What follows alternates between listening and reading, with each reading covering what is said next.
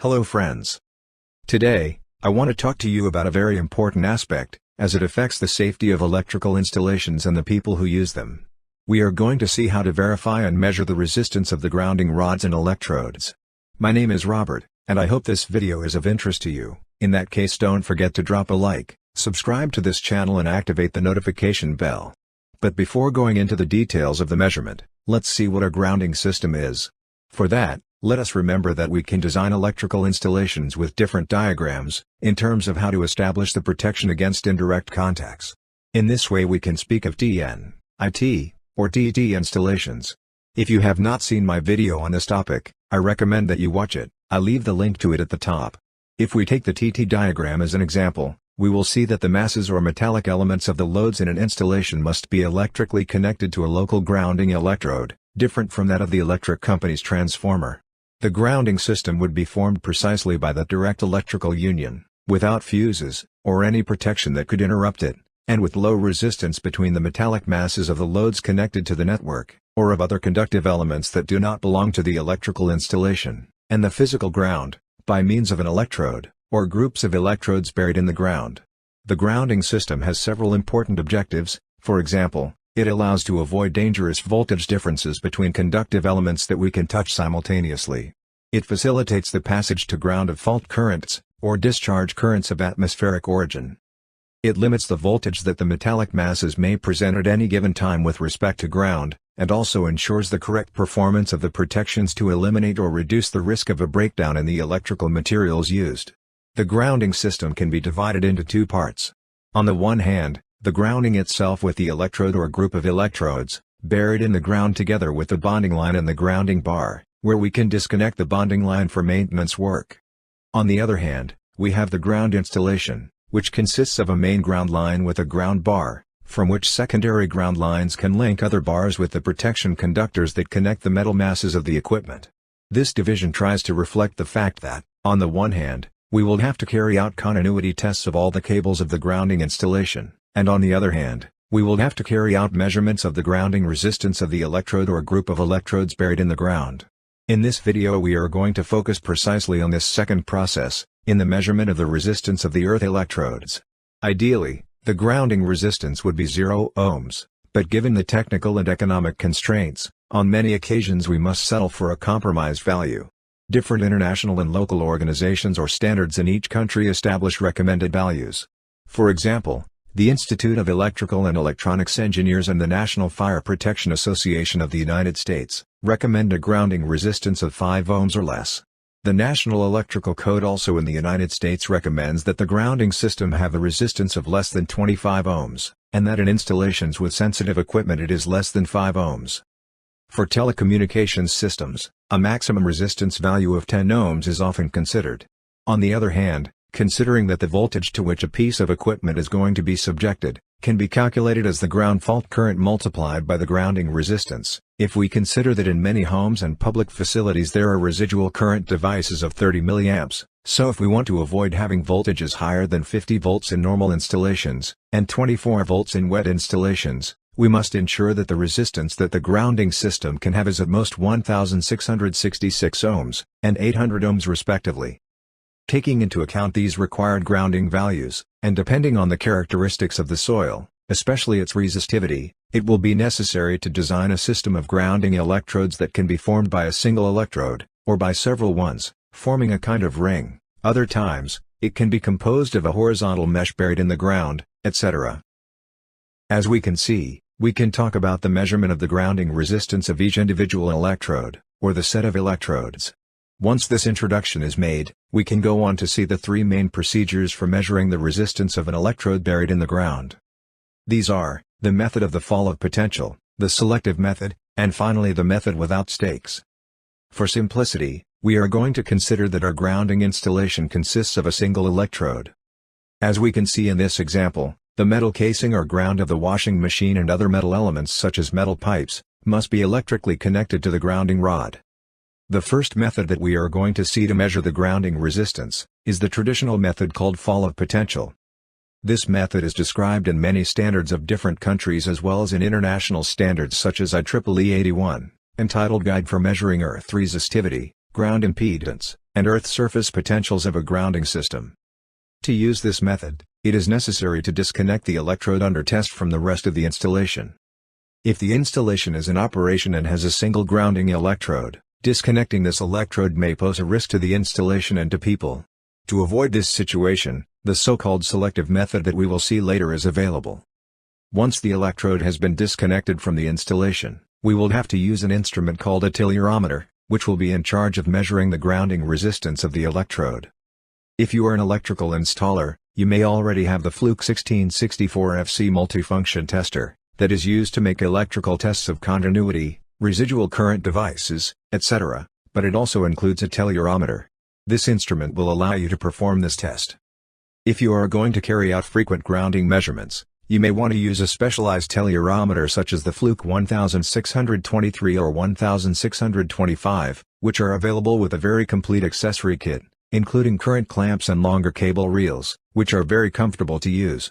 These two telluriometers allow us to use the three methods that we are going to see in this video. To carry out this measurement we must use two auxiliary stakes, of about 30 centimeters, that we have to insert into the ground at a distance of about 20 and 40 meters from the electrode under test. The telluriometer is going to inject an alternating current into the ground using the furthest auxiliary stake. This current circulates through the earth, and returns to the equipment through the electrode under test. We can represent this idea considering that the telluriometer has a current source internally, which causes voltage drops to occur around the electrode under test, and the furthest auxiliary stake, creating a kind of sphere of influence. Now with the other auxiliary stake, what we are going to do is measure the voltage that appears on the electrode under test, with respect to the ground reference.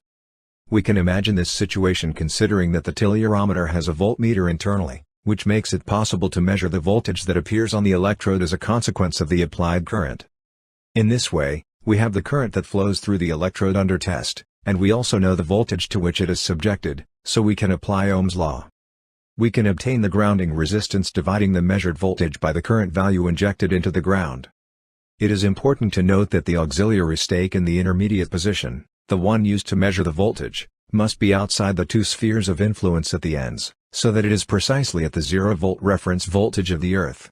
Hence the importance of separating the three stakes a sufficient distance of about 20 meters or more. To be sure that we are out of these spheres of influence, what we can do is take two additional measurements. A first measurement bringing the intermediate auxiliary stake 1 meter closer to the electrode under test. And then, a second measure moving it another meter away in the opposite direction. In this way we can compare the measurements, and see if they change. If the result changes substantially, then we will have to further separate the stakes from each other. If the result does not change, or changes very little, then as shown in the resistance variation graph, we will be in the area where the ground is actually at zero potential, and thus we will have obtained the correct value of the grounding resistance of the electrode under study. In this case using the fall of potential method. But before looking at the next method, let's see why it is necessary to disconnect the electrode under study from the grounding system. Suppose we forget to disconnect the electrode. As we can see now, the current injected into the ground through the furthest auxiliary stake can return to the equipment through the ground in two different ways. The first is the one already seen through the electrode under test. But now we can have returns by other ways, such as the metallic pipe that we can see in the image. This means that not all of the injected current flows through the electrode under test. In this way we see that if we do not disconnect the grounding electrode from the system, we are not really using the correct value of the current flowing through the electrode, and therefore the resistance value obtained will not be correct. In reality, we would be measuring a resistance that would encompass other elements that may be out of our control, so this measurement does not give us a certainty that the installation will have a good grounding in the future. However, checking and verifying the individual stakes of the installation, or a specific grounding mesh, does allow determining their situation and whether any maintenance work needs to be carried out. To avoid having to disconnect the electrode under test from the installation, the selective method is available. This method requires connecting a clamp meter to the telluriometer, and thus we can measure the current flowing through each electrode. As we have already seen, the instrument will inject a certain current into the ground. Part of it will return through the electrode under study, and another part of the current will flow through other electrodes and grounding elements. In this way, the current that circulates through the electrode under study may now be different from that injected, but since we are measuring it with the clamp, the instrument will be able to use this measured value of the current in order to apply Ohm's law, and it will provide us with the correct value of the grounding resistance of that specific electrode, without having to disconnect it. Definitely, this test is much safer for the correct operation of the installation. For typical applications in buildings, transformation centers and substations, the clamps used are of a reasonable size to embrace the termination of the rod or its cable. However, there are other applications such as the verification of the grounding of high-voltage towers, where it is possible to use larger systems, which can embrace each leg of the tower to determine its correct grounding. In the event that due to soil characteristics, it is necessary to separate the auxiliary rods a considerable distance, the resistance of the measurement cables used should be taken into account, so that the instrument is capable of eliminating this resistance, using a process that measures this cable resistance and subtracts it from the final value. This process is often referred to as zeroing. Additionally, depending on the telluriometer used, it is possible to connect a second cable to the instrument for voltage measurement, so in this case we speak of making a 4-wire measurement. This procedure directly removes the resistance from the cable used for voltage measurement, which is important, as we have said, if the stakes have to be installed at a great distance. The zeroing process and the 4-wire measurement are applicable to both the traditional fall of potential method and the selective method using the clamp meter. Finally, we can talk about the method called without stakes. This method does not actually measure ground resistance directly, but rather measures ground loop resistance. The stakeless method uses 2 clamps, one of which is a special voltage-inducing clamp. It is a transformer that creates an electromotive force in the clamp wire, while the other is a clamp for current measurement. Physically we can find 2 types of instruments. On the one hand we have the solution based on a telluriometer to which these 2 separate clamps can be attached, and on the other hand we can find instruments with a clamp format that combine the induction clamp and the measuring clamp in a single element. This is the case with the Fluke 1630 clamp. To apply this method, it is required to have some kind of loop in the circuit where we place the clamps. If we embrace, for example, the grounding cable of a lightning rod, with an independent installation from the rest of the ground installation, that is, we have an electrode with a single cable that starts from it, and goes directly to the lightning rod, without any other connection, it will be difficult for the voltage inductor clamp to circulate a current through the circuit, since it is open. In this case, applying Ohm's law, if we divide the voltage that the clamp generates and induces, by the current that circulates through the circuit, which is 0 since the circuit is open, then we will have an infinite loop resistance. That is, the telluriometer or the loop clamp will show us the highest value it can show. If, on the other hand, the clamp is applied in a system with several stakes in parallel, and we embrace the cable that comes out of one of them before joining with the rest of the stakes, in this case we will have a ground loop, or even several ones. In this way we can obtain an equivalent circuit where each electrode is represented by its grounding resistance, all of them in parallel, since at one end they are all connected by the ground cable, and on the other side they are connected through the ground. We also know that when putting resistors in parallel, the equivalent resistance decreases, so the more electrodes we have in parallel, the smaller the value of the equivalent resistance of the set formed by the rest of the electrodes will be.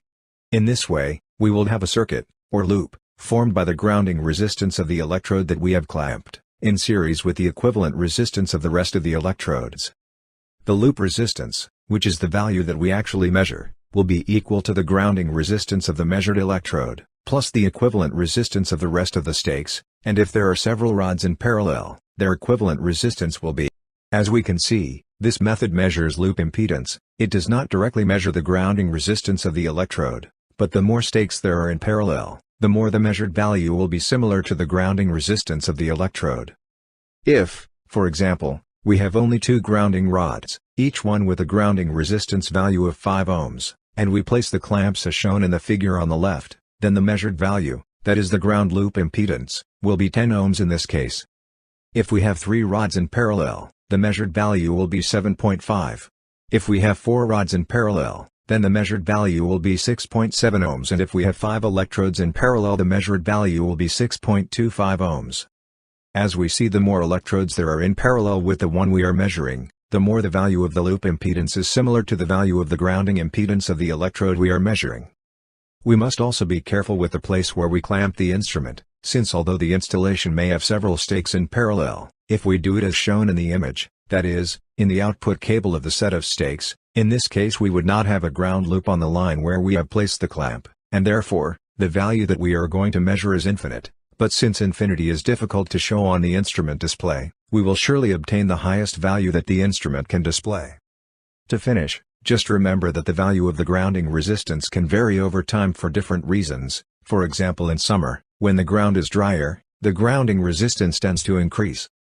Similarly, a very low ground temperature can increase the grounding resistance, or even due to the composition of the ground itself, oxidation and deterioration of the electrode can occur, and thus increase the grounding resistance. For this reason, it is highly recommended or even mandatory, depending on the countries and the type of installation, periodically check the status and resistance of the grounding electrodes. And so, we have reached the end of this presentation that I hope you have found interesting. If that is the case, don't forget to drop a like, so that I know that you liked it. In future videos I will discuss more issues related to electrical installations, therefore, if you don't want to miss them, don't forget to subscribe to this channel and activate the notification bell. See you in the next video. Bye.